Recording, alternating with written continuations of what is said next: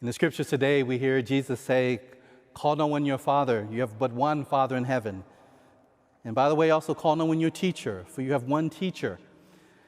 And of course, just a quick word to say about that, because, I would tell you, I remember when I was first ordained a priest, and how strange it was the first time someone called me father. I was 26 years old, and people, who were old as my grandparents were saying father. And it was very intimidating and very humbling. And a couple of things one thing, clearly the scriptures Jesus wasn't simply saying never use the name Father. He wasn't saying never, because we knew the 10 Commandments. There's a commandment that says honor your father and mother. So Jesus wasn't taking that away. That in 1 Corinthians 4, when St. Paul was challenging those preachers who came after him, he said that while you had many people teach you, I alone am your father. I was the first to teach you, to lead you to Christ. So clearly it wasn't a contradiction. When St. Stephen, a great saint, the first martyr, while being stoned to death, before he was stoned, he was preaching and talking about our father Abraham and our fathers in faith. He's going on and on. A man filled with the Holy Spirit who was a martyr for Christ. So clearly he wasn't contradicting Jesus either. So what is the point when Jesus brings out these titles? It's in the last part of the gospel. Whoever exalts himself will be humbled, and whoever humbles himself will be exalted. You see, Jesus speaks of those who put great stock in titles and what those titles can do for them. But in fact, all the titles Jesus mentioned, and there are many more, are actually servant titles. The title of a rabbi is one who instructs his disciples. A teacher teaches their students. A father cares for his family, for his children. Even brother. I have 7 other siblings. And if I'm a brother, that means it says what I am to them. If I'm a good brother, then I care for them as a sibling. But there are many titles. The title mother.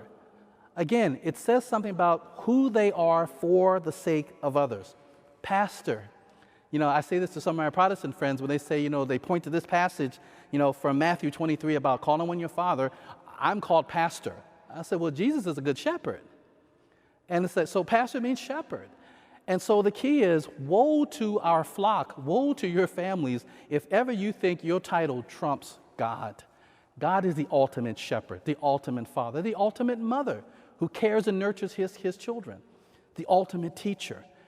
And the best teacher and shepherd and brother, Jesus is the ultimate brother.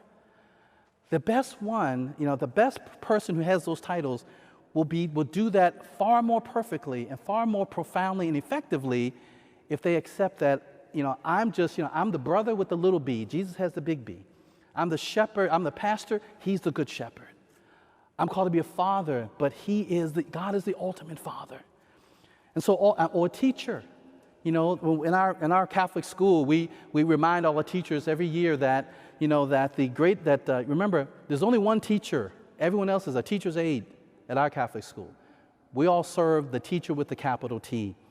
And that is our invitation. So it's precisely in humility that we really begin to show forth the true Christ, the true teacher, the true shepherd. All those titles, again, are servant titles. Think about it. Christian discipleship, in the end, is not about our title or our ability. Discipleship is about our availability to God, to Christ. It's not about the gifts you have or the titles you hold. It's about your willingness to give yourself as a gift, humbly, first to God, and then let God give you away. We will also be pouring out our lives for others. So as we hear the word of the Lord today, truly let us be like John the Baptist, who said, he must increase and I must decrease, so everybody can see Christ who lives in me.